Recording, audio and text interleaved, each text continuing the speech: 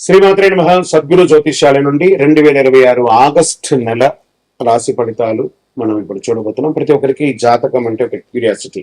ఈ నెల నాకు ఎలా ఉంటుంది, ఆరోగ్యం బాగుంటుందా, ఉద్యోగం బాగుంటుందా, వ్యాపారం బాగుంటుందా, నాకు వివాహం అవుతుందా, ఉద్యోగం ఉంటుందా, ఉన్న ఉద్యోగం పోతుందా, లేదా విదేశాలకు వెళ్తానా, ఇన్ని సమస్యలతో ఉంటారు. ప్రతి ఒక్కరు గుర్తుపెట్టుకొని మేము చెప్పే ఈ జాతకం గోచార గ్రహస్థితులు దృష్టిలో పెట్టుకొని యూనివర్సల్ గా చెప్పడం జరుగుతుంది. అది మీ వ్యక్తిగత జాతకానికి ఒక 30% మాత్రమే వర్తిస్తుంది.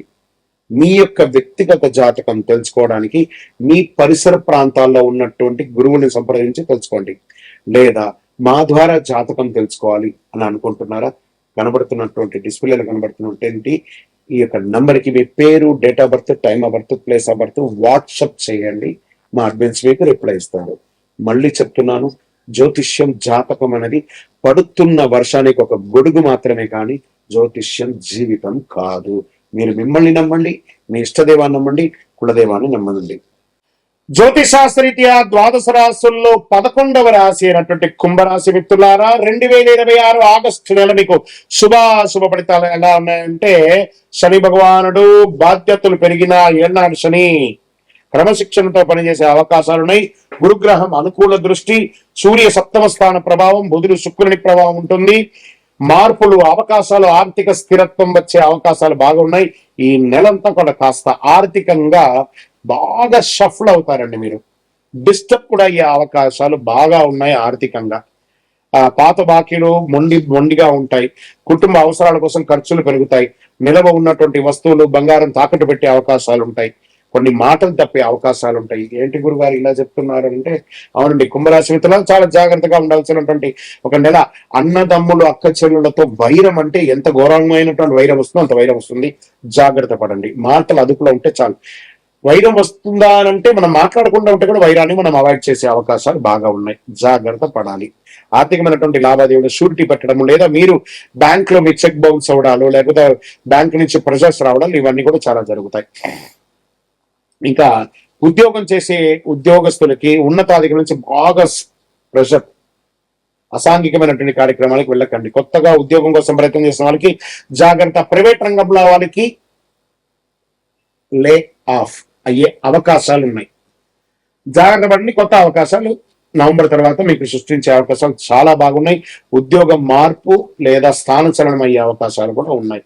ఇంకా విదేశాల ఉద్యోగం చేసేవారికి అద్భుతమైనటువంటి అవకాశాలు ఉన్నాయి. మీరు ఎన్నో రోజుల నుంచి ఎదురు చూస్తూ ఇబ్బంది పడుతున్న కొత్త ఉద్యోగాల కోసం ఎదురు చూపుకున్న వాళ్ళకి నవంబర్ తర్వాత వచ్చే అవకాశాలు బాగా ఉన్నాయని చెప్పొచ్చు. ఐటీ, సాఫ్ట్వేర్, టెలికమ్యూనికేషన్, పరిశోధన, డేటా అనలిస్ట్, బ్యాంకింగ్, ప్రభుత్వ సేవల్లో, ఎన్జిఓ రంగాల్లో ఉన్న వాళ్ళకి కొంచెం మిశ్రమ ఫలితాలు ఉన్నాయి. విదేశీ కంపెనీలు పనిచేసే వాళ్ళకి కొత్త ప్రాజెక్టులు కొంచెం ఆలస్యం అయ్యే అవకాశాలు ఉన్నాయి. వ్యాపారస్తులకి కొత్త ఒప్పందాలు, కొత్త కస్టమర్లు, బాగా కష్టపడి మీరు పుల్లింగ్ చేయాలి. Technology, e commerce, electronic consultancy, software, online సేవల రంగంలో ఉన్న వారికి కాస్త ఊరట. భాగస్వామ్య వ్యాపారంలో జాగ్రత్త. ఇంకా షేర్ మార్కెట్ అస్సలు ముట్టుకోకండి. కుటుంబ సభ్యుల యొక్క మధ్య వాగ్వివాదాలు తగ్గించండి. ఇంట్లో ప్రశాంతత లేకుండా ఉంటారు. ప్రేమిక మాటల్లో సహనం పాటిస్తే సంబంధం మెరుగవుతుంది. ఇంకా ఆరోగ్యం పట్ల నరాల బలహీనత, కాళ్ళ నొప్పులు, రక్తస్రవణ సమస్య, నిద్రలేనితనం ఇవన్నీ ఎక్కువ ఉంటుంది. కాబట్టి ఏమో ఒక చిన్న శస్త్రచికిత్స కూడా అవ్వచ్చేమో. మంచి డాక్టర్ను సంప్రదించండి. ఒక మాస్టర్ చెకప్ చేసుకోండి. ఇంకా ఉన్నత విద్య కోసం ప్రయత్నం చేస్తున్నటువంటి విద్యార్థులు, పరిశోధన, పోటీ పరీక్షలు సిద్ధమవుతున్న వారికి కాస్త మాస ద్వితీయంలో ఆశాజనకంగా ఉంటుంది. రైతులకి వ్యవసాయంలో కొత్త పద్ధతులు అనుసరిస్తే మంచి ఫలితాలు ఉంటాయి. పప్పు ధాన్యాలు, నూనె గింజలు, వాణిజ్య వంటలు సాగు చేసే రైతులకు అనుకూలం. ప్రభుత్వ పథకాలు కాస్త ఆలస్యమయ్యే అవకాశాలను కానీ వస్తుంది. ఇంకా cinema, television, YouTube, social media, రచన, సంగీత రంగంలో ఉన్న వాళ్ళకి అవకాశాలు మిశ్రమంగా ఉన్నాయి. కొత్త ఒప్పందాలు జాగ్రత్త. రాజకీయ నాయకుడికి ప్రజా జీవనంలో విశ్వసనీయత కోల్పోయే అవకాశాలు కాస్త ఎక్కువ కనబడుతున్నాయి. ప్రజా సమస్యలు స్పందించి మంచి పేరు తెచ్చుకోవడానికి ప్రయత్నం చేయండి. విదేశీ అవకాశాలు కాస్త పోస్ట్పోన్ అయ్యే అవకాశాలు ఉన్నాయి. కోర్టు కేసులో కాస్త మీకు ప్రతికూలంగా వచ్చే అవకాశాలు ఉన్నాయి. జాగ్రత్త. భాగస్వామి వ్యవహారం తొందరపడద్దు, ఆరోగ్యాన్ని నిర్లక్ష్యం చేయొద్దు, ఇతరుల మాటలు పూర్తిగా నమ్మొద్దు, అవసరం లేని ఖర్చులు తగ్గించుకోండి, చట్టపరమైన పత్రాలన్నీ పూర్తిగా చదివి సంతకం పెట్టండి. ప్రతి శనివారం శనిదేవుని ప్రార్థన చేయండి. ఓం శనైశ్వరణ భగవంతుడా, ఇంతవరకు నన్ను ఇన్ని ఏళ్ళుగా నన్ను ట్యూన్ చేస్తున్నావు, ఇంకనూ నేను సిద్ధంగా ఉన్నాను భగవంతుడా, ఎన్ని సమస్యలు వచ్చినా నేను భయపడట్లేదు, ఆ సమస్యలకు కావాల్సినటువంటి శక్తిని ఇవ్వండి ఎదుర్కోవడానికి అని చెప్పి దేవుణ్ణి ప్రార్థన చేయండి. హనుమాన్ చాలీసా పారాయణ చేయండి. నల్ల నువ్వుల నూనెతో మీ వయస్సు ఎంత ఉందో అన్ని దీపాలు వెలిగించండి, నల్ల నీలం లేదా నల్ల వస్త్రాలు ధరించండి, చెప్పులు దానం ఇవ్వండి, ఇనుప పాత్రలు ఇవ్వండి, దేవాలయాల్లో దీపాలు వెలిగించడానికి నూనె ఇవ్వండి, అన్నదానం చెయ్యండి, నీలం రంగు ఊదా రంగు ధరించడానికి ప్రయత్నం చేయండి. 8 మరియు 4 అనే ఒక సంఖ్యని ఎక్కువ వాడండి. శనివారం బుధవారం మీకు చాలా కలిసి వస్తుంది. మీ వయసు ఎంత ఉందో అన్ని దీపాలు వెలిగించండి. ఇంకా కరుంగాలి మాలను ధరించండి, శని ప్రీతి పొందుతారు.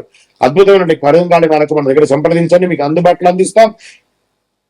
విజయోస్తు. శ్రీమాత్రే నమః.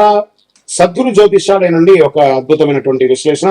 శ్రావణ మాసంలో విశేషాలు ఏంటి, ఏ దేవుని పూజించాలి, ఏ పూజలు చేయాలి, ఏ విధమైనటువంటి ఆహారం తీసుకోవాలి, ఏ విధమైనటువంటి వ్రతాలు ఉండాలి అని మనం శ్రావణ మాసం గురించి కొంచెం మాట్లాడుకుందాం. శ్రావణ మాసం హిందూ సంప్రదాయంలో అత్యంత పవిత్రమైన నెలలో ఒకటి. వర్షాకాలంలో వచ్చే ఈ మాసం శివుడు, మహావిష్ణు, మహాలక్ష్మీదేవి, నాగదేవతలు, శ్రీకృష్ణుడు వంటి దేవతల ఆరాధనకు ఎంతో శుభప్రదమైనటువంటిగా భావిస్తారు. ఈ నెలలో పూజించే పూజలు జపాలు అనేక రకమైన ఫలితాలు ఇస్తాయి. పరమశివుడు శ్రవణ మాసాధిపతి. శ్రవణ మాసంలో ప్రధానంగా పరమశివుడికి ఆరాధన అత్యంత శ్రేష్టకరం. ఎలా పూజించాలి? శివలింగానికి అభిషేకం చేయాలి. ఓం నమ శివాయ అనే మంత్రం 108 1000 సార్లు జపం చేయాలి. పాలు, నీరు, తేనె, చెరుకు రసం, బిల్వదళాలతో అభిషేకం చేయాలి. రుద్రాభిషేకం, మహన్యాసపూర్వక ఏకాదశ రుద్రాభిషేకాలు కూడా చేయొచ్చు. దీనివల్ల ఆరోగ్యం, ఐశ్వర్యం, పాపక్షయం, శనిరాహు కేతు దోషాల ఉపశమనం జరుగుతుంది.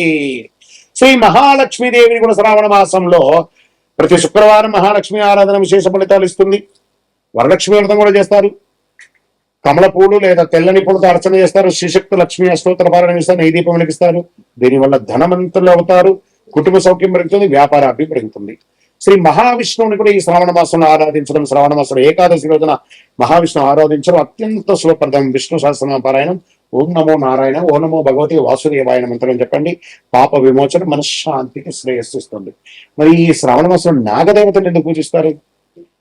ఈ మాసంలో వచ్చే నాగపంచమి రోజు నాగదేవతల ఆరాధనకు ప్రత్యేక ఆరాధన ఉంది. నాగదేవతలకి పాలు కాకుండా పసుపు కుంకుమ పూలతో పూజ చేయడం శాస్త్ర సమ్మతంగా భావించబడింది. అందుకని పాలు పుట్టలో తీసుకెళ్ళి లీటర్ పాలు పోతే అది ఎక్కడ ఉంటుంది? సుబ్రహ్మణ్య స్వామిని దర్శించుకోవడం శుభప్రదం. నాగదోష నివారణ, సంతాన ప్రాప్తి, కుటుంబంలో కలతలన్నీ కూడా తొలగిపోతుంది. శ్రీ సుబ్రహ్మణ్య స్వామి ఆరాధన కూడా ఉంది. ప్రతి మంగళవారం లేదా షష్ఠి తిథుల నాడు సుబ్రహ్మణ్య స్వామిని పూజించడం మంచిది. ఓం శరవణమహాయ నమః జపం చేయడం, కుంకుమార్చన చేయడం, పాలాభిషేకం చేయడం. దీనివల్ల వివాహాటంకాలు తొలగి సంతాన సౌభాగ్యం పెరుగుతుంది. శ్రీకృష్ణుడి కూడా ప్రార్థన చేస్తున్నాం. ఇదే రోజు కృష్ణాష్టమి అన్నీ వస్తుంది కదా. శ్రీకృష్ణ జన్మాష్టమి, శ్రావణ మాసంలో వచ్చే శ్రీకృష్ణ జన్మాష్టమి రోజు శ్రీకృష్ణ ఆరాధన విశేష ఫలితాలు ఇస్తుంది. గీతాపారాయణం, ఓం కృష్ణాయ నమః, వెన్నపాలు, పండ్లు నైవేద్యం చేయండి. అన్ని రకాలుగా జరుగుతుంది. సంతాన శ్రేయస్సు, విద్య, ఆనందం అన్ని పొందుతాను. ఏ వారంలో ఏ పూజ చేస్తే ఈ శ్రావణ మాసంలో బాగుంటుందంటే సోమవారం పరమశివుడికి, మంగళవారం సుబ్రహ్మణ్య స్వామి హనుమంతుడికి, బుధవారం మహావిష్ణువు అయ్యప్ప స్వామికి, గురువారం దక్షిణామూర్తి శ్రీమన్నారాయణుడికి, శుక్రవారం మహాలక్ష్మి ముగ్గురు అమ్మకు ప్రార్థన చేయడం, శనివారం శనిదేవునికి, హనుమంతుడికి, ఆదివారం సూర్యనారాయణ ప్రార్థన చేయడం మంచిది. ఈ మాసంలో చేయవలసినటువంటి దానాలు ఏమైనా ఉన్నాయా అంటే అన్నదానం అన్నిటికంటే మంచిది, గోసేవ మంచిది, వస్త్రదానం మంచిది, పండదానం మంచిది, విద్యార్థులకు పుస్తక దానం మంచిది, దేవాలయాల్లో దీపారాధనకు నూనె ఇవ్వడం మంచిది. సరే, ఈ శ్రావణ మాసంలో మనం ఏమేమి చేయకూడదు అంటే అసత్యం మాట్లాడకూడదు, పెద్దలను అవమానించకూడదు, ఆహారాన్ని వృధా చేయకూడదు, కోపం, ద్వేషం, అనవసరమైనటువంటి వాగ్వివాదాలకి దూరంగా ఉండడం, ధర్మ విరుద్ధమైనటువంటి పనులు చేయకూడదు. శ్రావణ మాసం యొక్క ప్రధానంగా మనం ఏం చెప్పుకుంటామంటే శివారాధనతో పాపక్షయం, లక్ష్మీ ఆరాధనతో ఐశ్వర్యం, విష్ణుభక్తితో శాంతి, ధనధాన్యాల ప్రాప్తి అవుతుంది అని చెప్పి శ్రావణ మాసాన్ని మంచిగా పండగ వాతావరణంతో కూడిన ప్రతిరోజుగా భావించి అందరూ పూజించుకోండి. ఉపవాసాలు కూడా ఉండడానికి ప్రయత్నం చేయండి. ఆరోగ్యంగా ఉంటారు, ఐశ్వర్యంగా ఉంటారు, సంతోషంగా ఉంటారు. విజయోస్తు.